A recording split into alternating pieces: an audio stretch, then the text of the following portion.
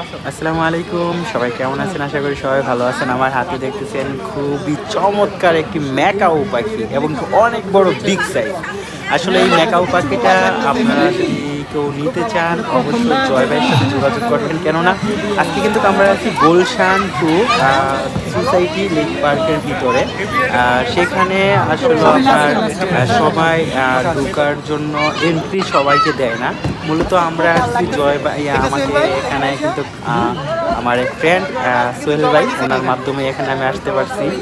তো আসলে এখানে এসে অনেকটা ভালো লাগছে, অনেকটা হ্যাপি লাগছে। কেননা ঢাকাতে এসে বিশেষ করে এত বড় সুন্দর একটা মেলার আয়োজনে আসতে পারছি, তাছাড়া আবার পাখি।